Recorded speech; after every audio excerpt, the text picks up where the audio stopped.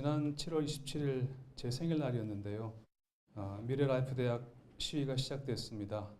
그 다음 날 경찰이 21개 중대 1,600명이 해머 망치 들고 교내 진입했고, 졸업생들의 졸업장 반납 시위, 교수들의 성명, 결국 미래라이프 대학 설립 철회, 재학생과 졸업생 1만 명의 총시위, 유명한 언니가 왔다라는 시위, 교수들의 총장 사퇴 요구 성명, 졸업식 시위, 그리고 지난 10월 19일에 그 2대 130년 역사상 최초로 교수들이 총장 사퇴 요구하는 시위를 앞두고 총장이 2시간 전에 사퇴를 한 일이 있었습니다. 10월 27일 학생들이 본관정군 농성 풀고 철수해서 7.27 시작된 시위가 10월 27일에 끝난 그런 2대 사태를 겪었습니다.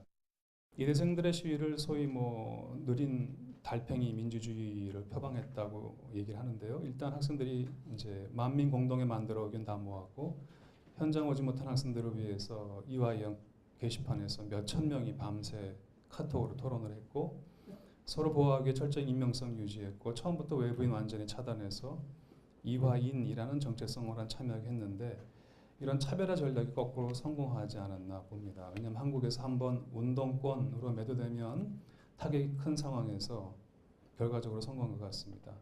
사실 무장 병력이 본관 진입했을 때 그 안 떨어지려고 팔짱 끼고 있던 학생들을 뜯어낼 때 경찰은 이 학생들이 사랑도 명예도로 시작되는 노래를 부를 줄 알았는데 소녀시대의 다만세를 부르는 걸 보고 전혀 다른 종류의 인간을 만났다는 얘기를 들은 적이 있습니다. 이화여대는 소위 이화의 가치라는 게 있습니다. 사람들은 이대선 시위가 처음에 미래라이프 대학 반대로 시작했기 때문에 제 밖으로 지키는 학벌주의냐고 비판했습니다. 그러나 그것은 사실 이화의 가치를 지키려는 것이었습니다.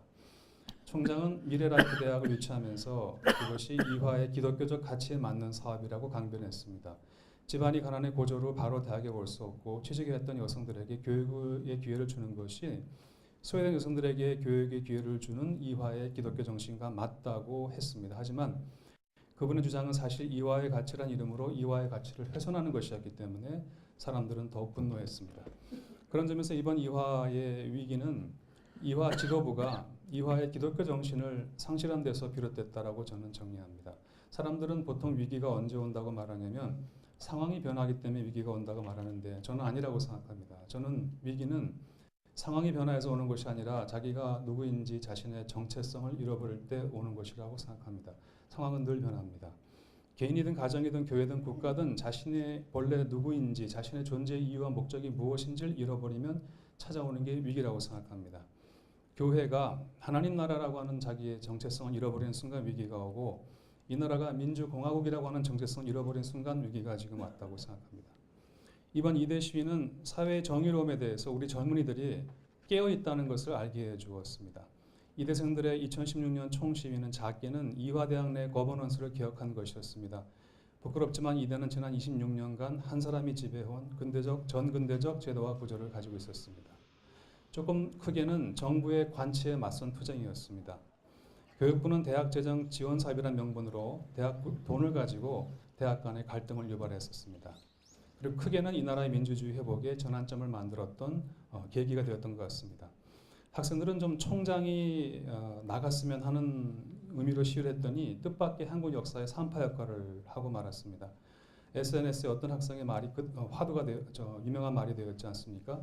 총장이 나갔으면 하고 땅을 팠는데 고구마가 나오고 무릉왕릉이 나오더니 지구의 해까지 나왔다라고 얘기를 했습니다.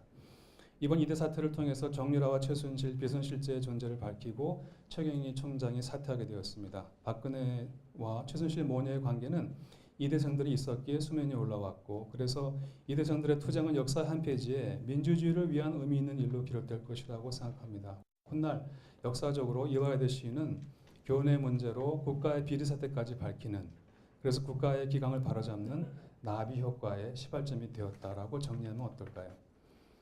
지금 대통령이 문제이십니다. 알고 봤더니 우리는 입헌 공주제 아래 살았습니다. 고난은 막강하지만 능력이 없는 군주 아래 살았습니다. 그분은 현대를 사는 왕족이셨습니다. 그분의 신비주의는 자신이 능력이 없음을 감추기 위한 것이라는 걸 우리는 몰랐습니다. 지난 몇 년간 청와대에서는 그 크리스마스 때 트는 영화였죠. 나 홀로 집에가 상영 중인 것을 몰랐습니다. 식사 정치는 안 하시는 분은 혼밥을 즐기시며 자택근무를 앞서 실천했습니다. 하지만 제가 아는 어느 여성도 그렇게 하지 않습니다. 범죄자들이 쓴다는 대포폰을 그분들이 즐겨 쓰는 줄 저는 몰랐습니다. 대통령이 가장 많이 사용하신 언어가 하극상과 색출이라고 합니다. 세상 물정 하나도 모르고 귀하디 귀하게 자란 분은 보편적 서민의 삶, 민중의 고단한 삶에 대해 연민할 줄 몰랐습니다. 햄버거도 포크와 나이프를 줘야 먹었습니다. 화장실 변기도 바꿔야 했습니다. 노라고 하는 보좌관은 주변에 하나도 없었습니다. 공자님은 정치를 뭐라고 규정했냐면 가까운 사람은 멀리하고 먼 사람을 가까이 하는 게 정치라고 했는데 이런 정치는 아예 없었습니다. 오직 적자 생존, 즉 적는 자만 살아남는다는 룰만이 비서관 회의를 지배했습니다. 주변의 간신배들이 직위를 넘는 권한을 갖게 되자 그들이 움직이는 대로 비리가 발생했습니다. 그렇게 그들은 몰입배가 되어갔습니다. 몰입배란 말 뜻 아십니까? 수단 방법 안 가리고 자신의 이익을 추구하는 집단을 가리킵니다. 그들은 더 이상 공직자가 아닙니다. 공직이란 public service, 공적인 봉사. 하지만 이들은 공의 영역을 사사화했습니다. 공을 사로 돌렸습니다. 옛 어르신들은 이것을 보고 사가 낀다라고 말했습니다. 그들은 자신들은 예외라고 생각했습니다. 한마디로 국왕 예외주의, 왕족 예외주의입니다. 이런 특권주의 예외주의는 민주주의에 대한 도전인가 동시에 저는 공화주의에 대한 도전이라고도 생각합니다. 대한민국은 민주공화국입니다. 그런데 우리는 지금까지 앞에 것만 얘기했습니다. 하지만 우리는 공화국이기도 합니다. 공화, 함께 조화를 이루는 것인데 조화를 화자는 벼화의 입구자를 더함입니다. 즉 함께 쌀을 먹는 주의가 저는 공화주의라고 생각합니다. 그것이 곧 정의라고 생각합니다. 정의가 민주주의란 말씀을 드리고 있습니다. 함께 먹고 살 수 있어야 민주주의입니다. 우리가 성서에서 보면 정의가 평화의 기초인 것처럼 함께 먹고 사는 보편적 정의가 곧 민주주의의 기초라고 하는 것을 저는 이번에 배웠습니다. 그것은 성서가 말하는 하나님의 정의, 즉 제데카의 정의입니다. 지금 사실 경제가 위기이죠. 광화문에 저렇게 많은 사람이 나오는 이면에는 지난 40년 동안 전 세계적으로 신자유주의가 모든 것을 사사화하고 비정규직화하고 국민의 기본적인 삶을 파괴한 것에 대한 반발이 깊이 깔려 있다고 저는 봅니다. 그래서 지금의 예외주의, 특권층 예외주의는 저는 공화주의에 대한 도전이라고 생각합니다. 정의에 대한 도전, 하나님의 정의에 대한 도전으로 저는 이해합니다. 그런데 가장 큰 문제는 국법질서 최종 수호자가 국법을 농단하다 못해 농락했는데 부끄러움을 모른다는 것이 저는 가장 큰 문제라고 생각합니다. 사실 부끄러움이란 정의의 가장 큰 덕목입니다. 맹자는 수오지심이란 말로 정의를 설명했습니다. 의롭지 못함을 부끄러워하고 착하지 못함을 미워한다는 말입니다. 맹자에 의하면 정의란 자기 행동에 대한 수치심과 사회에 대한 증오심을 구성되는데 여기서 수치심과 증오심은 동전의 양면입니다. 수치심이란 무엇이냐? 자신의 잘못을 성찰하는 양심이고 이 마음이 있을 때 사람이고 그것이 없으면 사람이 아니라고 했습니다. 그것이 무수은 지심 비있냐라는 말이죠. 수치심이 개인 덕성이라면 증오심은 공적인 덕목이라고 맹자가 말했습니다. 증오심이란 부끄러움을 공동체에 적용할 때 생기는 공적 수치심이죠. 저는 이번에 정확히 광화문에 나오신 분들이 느낀 감정이 바로 이거라고 생각합니다. 공적 수치심. 제가 저지른 불법을 합법화하는 정치가에 대한 분노, 생명을 함부로 대하고 살상하는 권력자들에 대한 증오심이 바로 정의라고 맹자가 얘기했습니다. 지금 우리 위기는 바로 이런 위기라고 생각합니다. 공직자라는 사람들이 공직에 취임해 자신의 지위를 이용해서 시뻘건 사적 욕망을 추구하면서 부끄러운 줄을 모릅니다. 이런 것을 무치라고 합니다. 뻔뻔하고 부끄러움을 모른다는 뜻입니다. 맹자는 이런 소인배들의 권력 추구와 이권 추구에 대한 사회 구성원들이 해야 될 일은 증오심을 바탕으로 저항하라고 했습니다. 재미있는 것은 그 점잖다는 공자님도 이런 말을 했습니다. 공자님은 권세자들의 방자한 사익 추구에 대해 정당한 복수가 가해지지 않으면 공동체가 붕괴될 것이 말기 때문에 정당한 복수가 옳다까지 말했습니다. 맹자는 제 이익만 차지하는 군주는 한낱 일부, 즉 헛사내에 불과하므로 우리는 헛계집이라고 해야 됩니까? 역성혁명을 정당한 일로 가르쳤습니다. 저는 멀리 갈 것도 없이 가난한 사람들의 등을 쳐서 이권 사업을 하던 예루살렘 성전 경제에 분노하여 상을 엎어버리신 예루살렘의 거룩한 분노가 바로 그 하나님의 정의에 대한 그분의 열정에서 나온 것이라고 저는 생각합니다.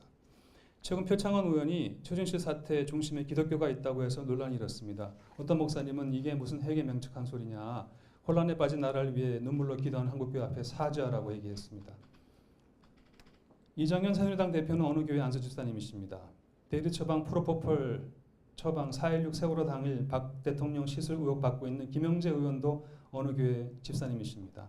아니 최순실 씨는 역삼동 강남 순복음교회 권사님이십니다.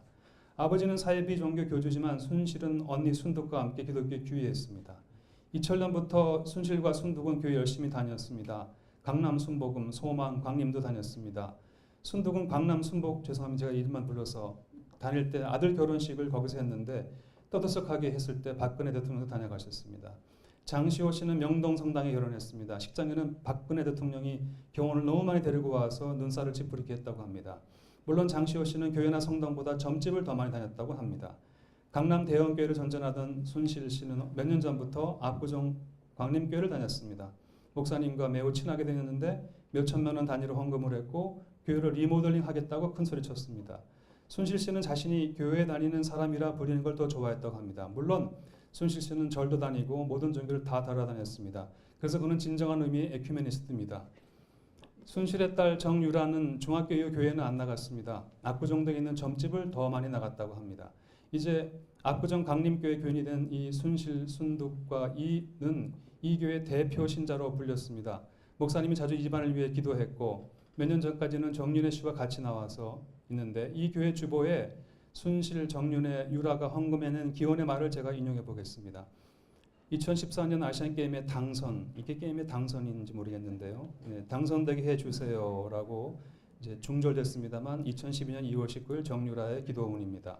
승마대회 금메달 딴 것에 감사드리며 건강 주셔서 감사. 순실 앤 유라. 삼성동 건물 팔리게 도와주소서. 순득. 모든 일이 잘 풀리고 좋은 말 만나게 해주세요. 정유라.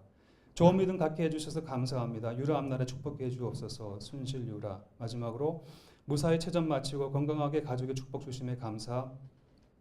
정유라, 정윤의 최순실입니다. 이 기원의 내용을 보면 하나같이 성공, 건강, 돈, 복입니다. 세상의 평화, 남북의 통일, 굶주린 아이들이라는 기도는 한마디도 없습니다.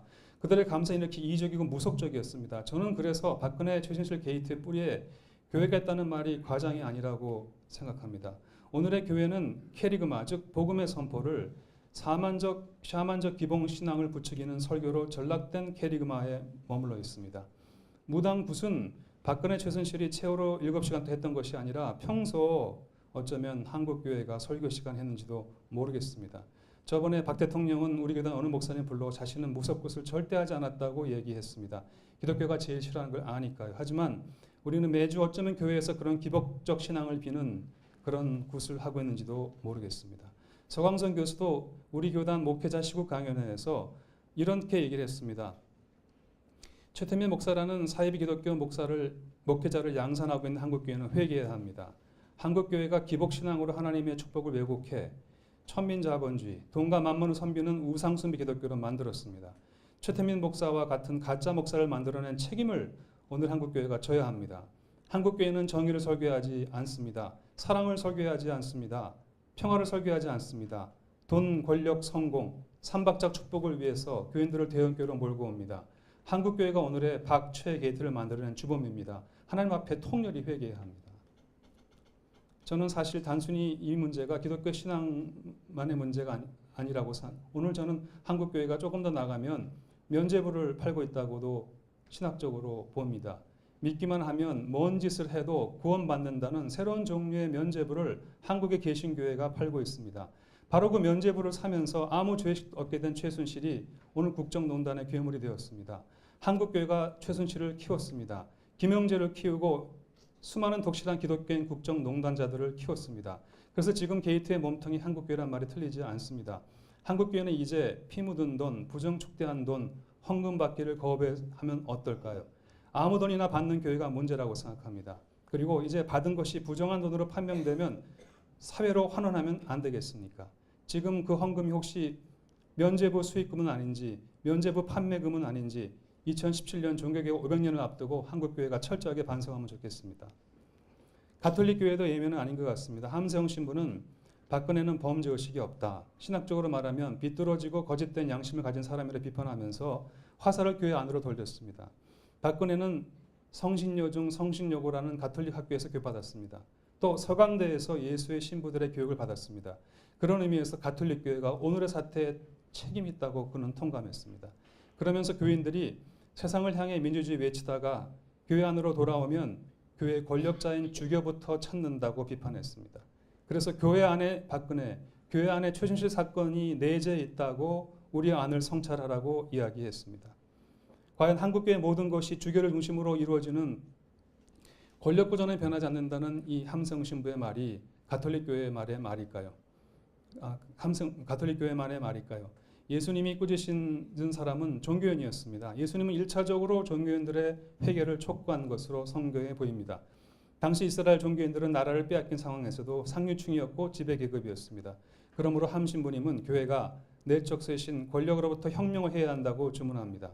정의를 말하기 전에 스스로 정의로워야 한다고 주문합니다. 저는 여기에 우리가 민주를 말하기 전에 스스로 민주해야 한다고 덧붙이고 싶습니다. 민주주의 회복이 오늘의 주제인데 먼저 교회 스스로가 민주주의를 실천해야 한다고 말하고 싶습니다. 지난 2달 그동안 저는 광화문에서 그동안 박정희 종교를 믿어온 이 나라가 꿈에서 깨기 시작했다고 생각합니다. 이 나라가 그리고 이 나라의 그리스도인들마저 믿고 있던 신앙은 저는 박정희교라고 생각합니다. 개발, 성장, 부성장의 종교, 박정희교 그 종교가 박근혜를 탄생시키고 박근혜를 뒷받침해온 가장 기본적인 힘이론 것 같습니다. 지금 그것이 무너지고 있습니다. 한국교회도 그리스도인들도 지금까지 박정희교라는 금송아지를 숭배한 것은 아닌지 철저히 반성해야 될 것 같습니다. 교회는 노라고 말할 수 있는 집단이어야 된다고 생각합니다. 세상에 대해서 하나님의 노를 말할 수 있어야 하는 집단이라고 생각합니다. 지도자는 자기 주변에 반드시 노하는 역할만 가진 보좌관을 임명해야 한다고 생각합니다.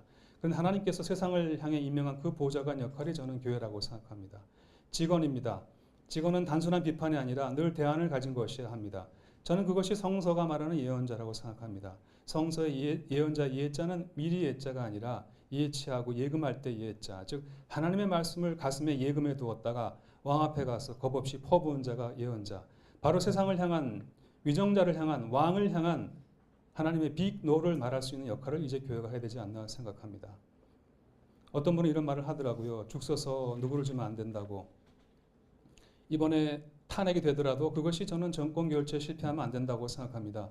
민주주의 회복이 오늘 주제인데 그것은 정권 교체로 되는 것이 아닌가 생각합니다. 옆에 계신 존경하는 박명림 교수님께서 나아가 이번에 광화문 시위가 무엇인지 지난 한겨레 신문에서 하신 말씀 하나 인용해 보겠는데 참 좋은 말씀 같습니다. 87년 이래 보수 세력에 대한 지지가 최저점인 이 취약한 시기에 박 대통령의 퇴진을 넘어서 보수로 기울어진 운동장을 어떻게 넘어서느냐가 문제로 남는다라고 하는 박명림 교수님의 말씀에 진심으로 동감합니다. 제 말씀 이제 정리하겠습니다.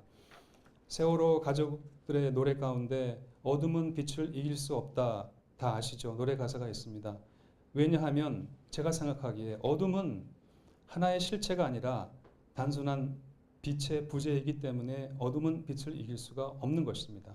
이것이 4세기 신학자 아구스티누스가 이미 우리에게 설파한 바입니다.